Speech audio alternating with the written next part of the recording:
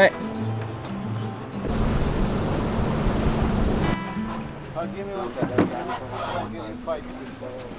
Der! Så flink du er. Helvete. La oss sjekke ut hva denne plassen har tilby. Ja. Jeg er i hvert fall skamsulten. Hvor ligger man? Blodsukkermessig og... Ikke bra. Ikke bra. Så nå må vi ete. Da går vi på den første og beste.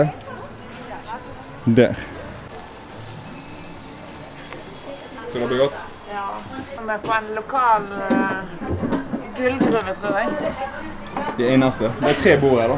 Ja, når vi er sultne, nå har vi reist ikke lenge. Men, 4 timer? Ja, 4 timer for å komme til Lake Atitlan, San Marcos. Nå venter vi egentlig bare på å få sjekka inn der vi har booket Airbnb. Så da bare spiser vi lunsj imens. Og bagasjen vår står på bakrommet. På kjøkkenet? På kjøkkenet, faktisk.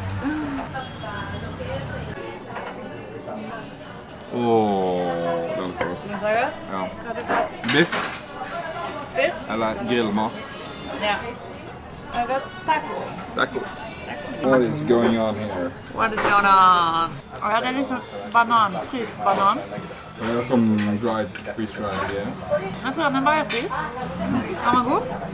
Lake Atitlan er en av de vakreste innsjøene i hele verden, omringet av vulkaner og små fargerike landsbyer. Hver landsby har sin egen vibe, og vi valgte å bosette oss i denne Airbnb-en i jungelen i San Marcos, som er kjent for å være hippiebyen. Men hadde vi visst hvor mange trapper vi måtte gå opp, hadde vi kanskje booket en annen.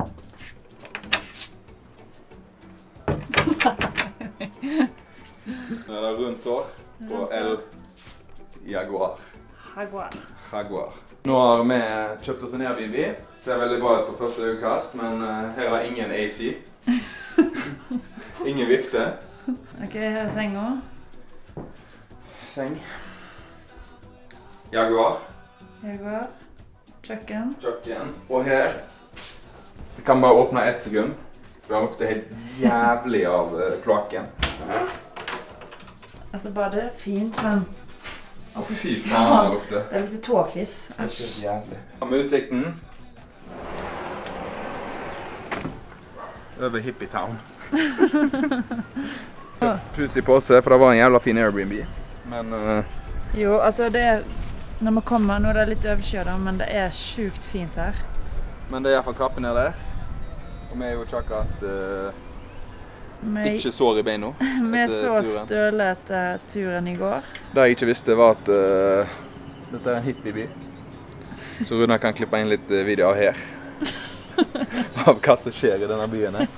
Fordi det er kun folk med rastafletten ned her til, som har bodd her i 20 år, som ikke er guatemalske. Så jeg gleder meg. Det blir jævlig bra snapshow på snappen min.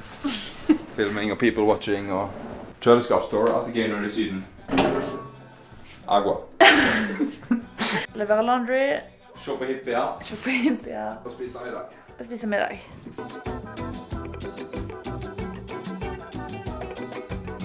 Bare film meg litt, så skal vi gå forbi og se på litt folk. Kom nå. Og her kommer det litt godbiter snart. Nå er vi midt i gata. Hva har de spist til frokost? Sopp kanskje? Her lukter det skikkelig tøysetobakk. Som du kanskje skjønte, så er denne byen veldig alternativ, og noe av det kjekkeste vi vet er å gå og kikke på alle de forskjellige folkene når vi er på reis. Vi har passion fruit. Hvor mange som sa? Ta 2. Det er bra ut. Den ser bra ut.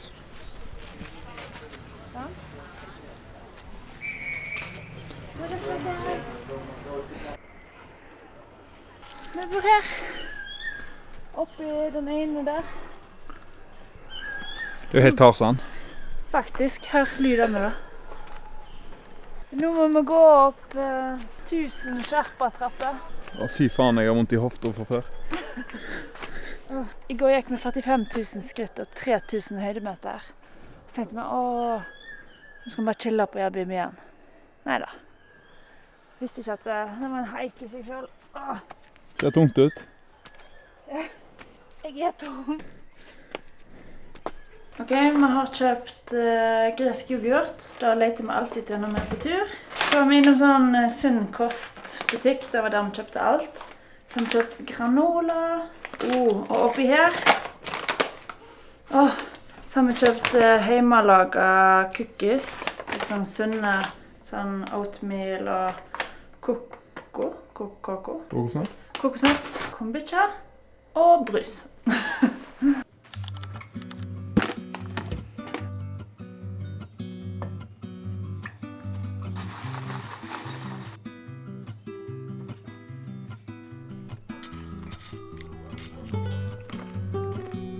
Down we go.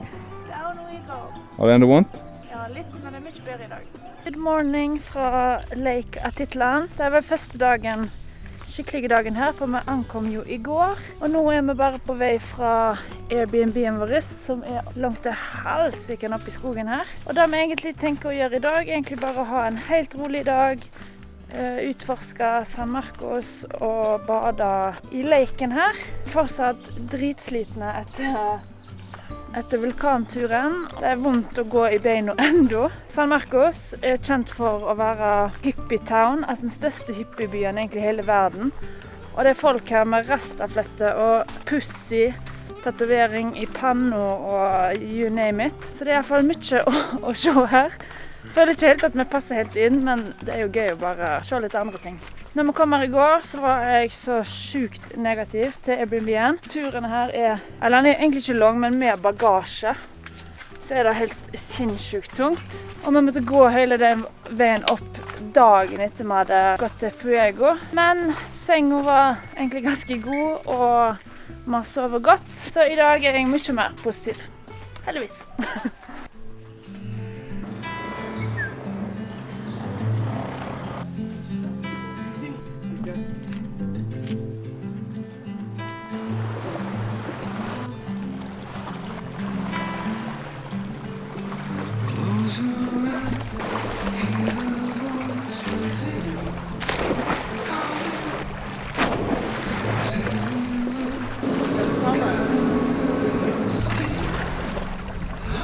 Kan man ha frøa? Ja. Innsjøfrøa? Innsjøstue. Der nei. Hva har du kjøpt av? En surdeigs sandwich. Fy fader, den så god ut. Han så jo digg ut. Denne med goat cheese og noe skinka.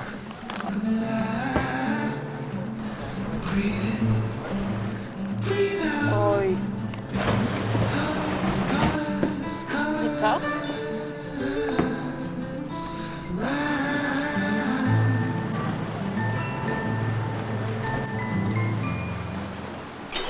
Hva planen? Nå skal vi ta båt over til en annen town her rundt Lake Atitlan. Vi skal besøke San Pedro og San Juan. Og her det sånn at du bare går ned til brygga her, og så venter du bare til det kommer en båt som skal der du skal. Og så betaler vi 25 quetzales. Ja, 30 kroner. 30 kroner cirka. Kvar. Så det ganske billig. Ja. Ok. San Pedro? Ja.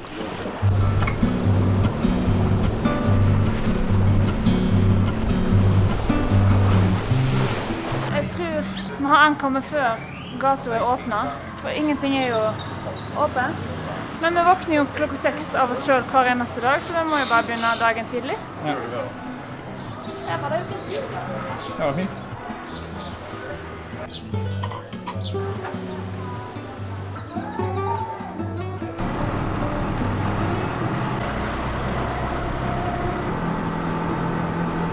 Tror han svindlet oss. Ja. Fikk han betalt en årslønn på 5 minutter.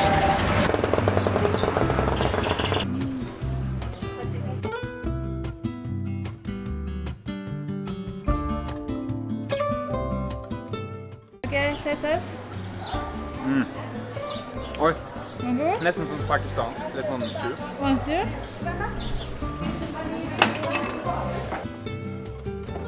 Super søt! Jeg og Lars fikk tante og onkelbarn for noen dager siden, så dette skal være til lille Lara. Var vi på sånn honninggreier, så Lars kjøpte cerveza de miel i kafé. Nei, den var litt for mørk. Airbnb.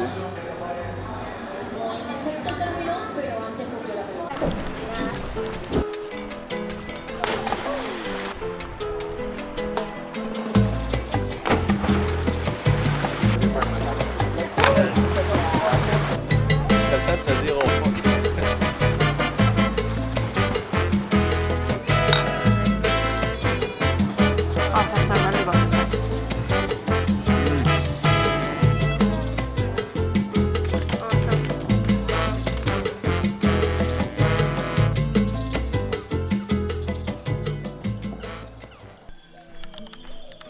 God morgen! Nå er vi på vei til yoga class, faktisk. Vi skal prøve ut den kjente Eagles Nest. Denne byen er jo kjent for å være sånn spiritual, hippie, holistisk yoga. Det er veldig vanlig at folk reiser til for å gjøre yoga.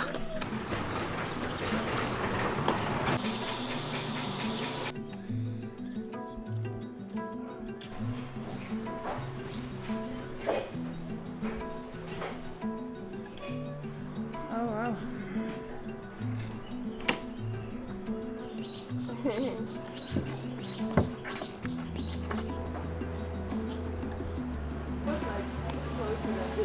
I don't know what a cold plunge is without the sun, but yeah.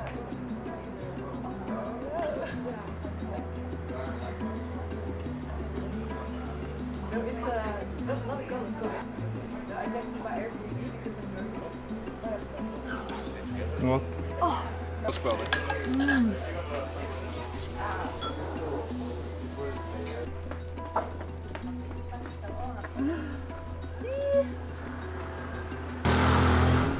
Ja, dere måtte tidligere.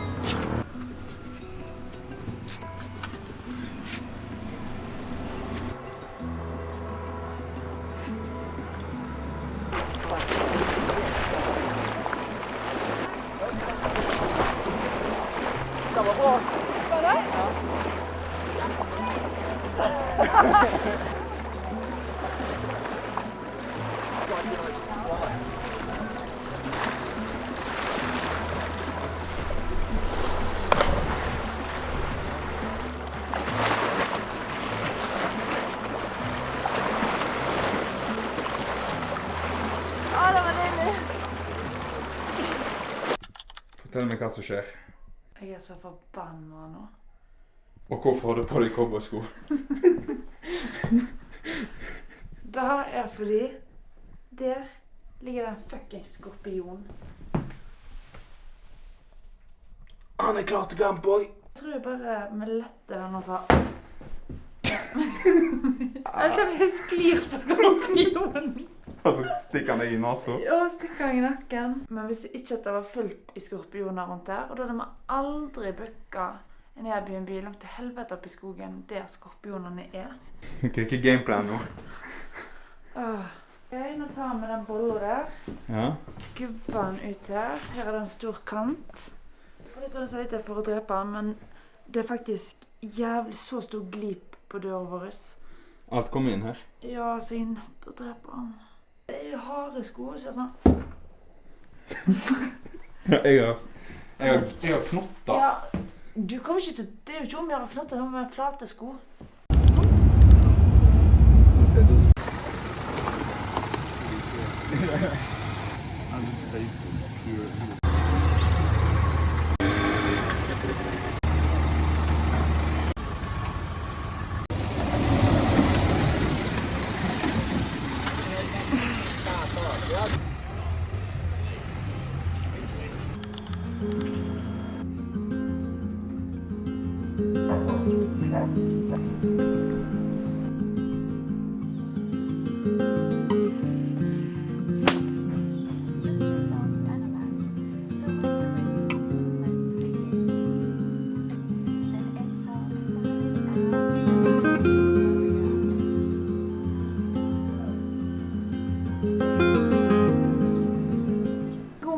Fra El Paredon. Nå avslutter vi vloggen litt kaotisk i forrige klipp. Vi fikk ut skorpionen den er nå på en gård med de andre skorpionvennene sine.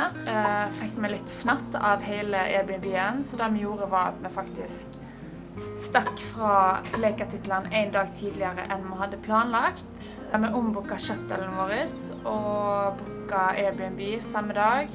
Og så kom vi oss til El Paredón tidligere. Så nå er vi her, og det er bare så sjukt koselig her. Så nå i El Paredón skal vi egentlig bare slappe av, sole oss og surfe. For dette er en surfeby, eller surftown. Og meg og Lars pleier jo egentlig bare å reise til sånn tropiske plasser med hvitsand, korallrev, masse dykking, ting å se i havet. Men her er det egentlig ingenting. Det er bare surfing og det er dritsvære Black Sand Beach. Det som kommer fra vulkanene her, tror jeg. Så det er egentlig veldig annerledes enn hva vi pleier å gjøre, men vi synes det er gøy å gjøre litt andre ting også. Og så skal vi ut og spise frokost nå, og klokka 4 i dag så skal vi faktisk ha en privat surfetime, fordi vi er litt usikre på bølgene her. Det er av og til store bølger, av og til små. Og så er det så lenge siden vi surfer, så vi vet ikke sånn hva nivået egentlig er.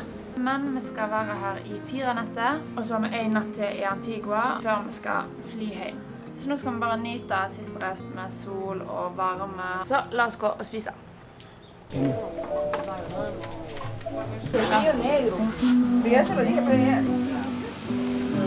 Hallo?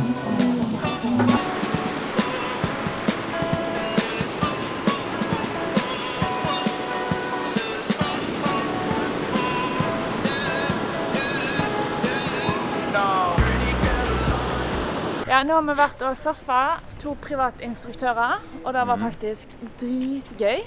Booker med 1 til dag i morgen. Ja. Nei, men det som er litt kjedelig er jo at vi får jo ikke filme når vi begge surfer til Så vloggen. derfor skal bare Runa surfe i morgen. Nei. Det vi kan gjøre de andre dagene er at i morgen blir siste dag med instruktør, og så de andre dagene kan vi legge brett, og da kan vi jo filme. Star Wars Café. Det er sikkert bra, men det ser jo så... Jeg hater jo sånn fancy greier. Jeg liker plaststoler og bak et lite smug. Du vet det er god mat når du sitter på plaststoler. Ja, da er det alltid den beste og mest autentiske maten. Cola.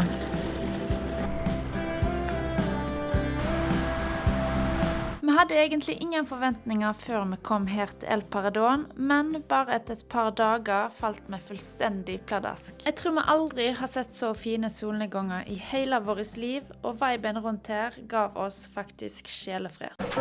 Muchas gracias. Pastor. Gracias. Jeg tror...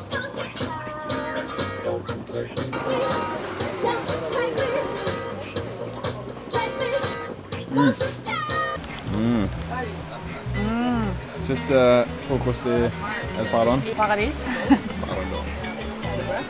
Nå har vi nettopp vært ute og spist frokost på favorittkaféen vår. Jeg surfet jo i går, så kroppen vår er litt sånn banka i dag. Vi tenkte egentlig at vi kunne legge oss surfebrett uten instruktør i dag. Eller vi legger et surfebrett sånn at en kan surfe og en kan filme. Som da så er det siste dag i El Paredón før vi skal reise videre til Antigua. Der skal vi være i 1 natt. Og så er det dessverre heimreise. Da er jeg egentlig ikke klar for. Så nå skal vi bare smøre oss med solkrem, pakke sekken og gå rett ned til stranda. Og bare sole oss, bade, forhåpentligvis surfe. Det er sjukt spent om vi klarer å ta noen bølger uten instruktør. Vi klarer jo ikke å lese bølger, så vi vet ikke hva skal vi ta, hva skal vi unngå. Men jeg tror det blir dritgøy.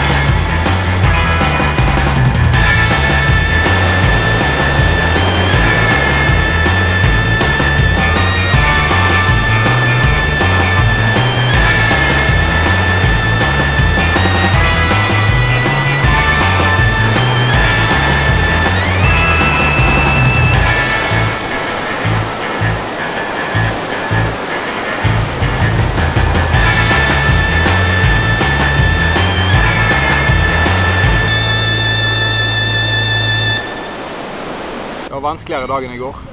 Fordi bølgen var så uregelmessig i dag. Men jeg synes det var kjekkere i dag. Ja, det var det. Det gjør å ikke ha noen som hjelper deg. Ja. Følte jeg fikk det så bra til. Og så ser vi på footage på kamera etterpå, så ser det helt nydelig ut. Peruviansk ceviche. Egentlig nesten det samme med reker, bare denne var blodsterk.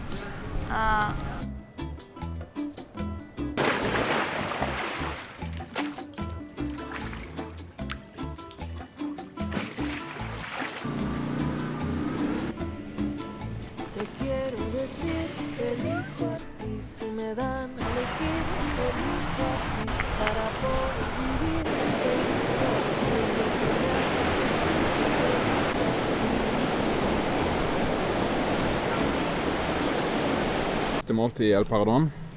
Det er så trist. Men det er ikke plastikkstoler.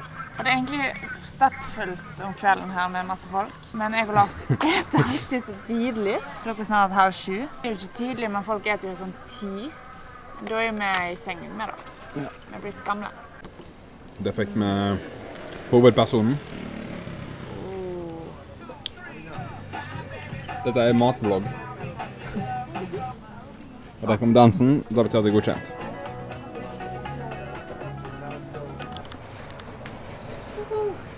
Og her ser vi Fuego. Ja. Skal vi bare ut og kikke litt og kanskje spise og nyte siste dag i Antigua før vi reiser hjem i morgen. Finner noe jævlig god mat. Ja. Et mål, og det er bare å spise god mat i dag. Ja. Og sitte på en plass med god utsikt og bare nyte det.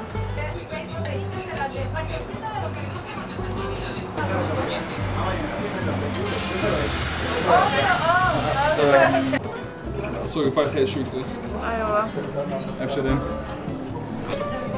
Hva har du vært? Aner ikke. Aner ikke. Det er varmt i Syden. Koker på dagen og så er det kaldt på kvelden. Det er litt oppe i høyden, Antigua. Men det er rart at vi har gått fra El Paradón til der er det over 30 grader. Her er det... Det er sikkert 15 nå. Vi tok bare på oss haikeklær nå. Det regner, så jeg lover. Jeg lover. Lukter godt her. Eller? Å, jo da. Følt? Oi.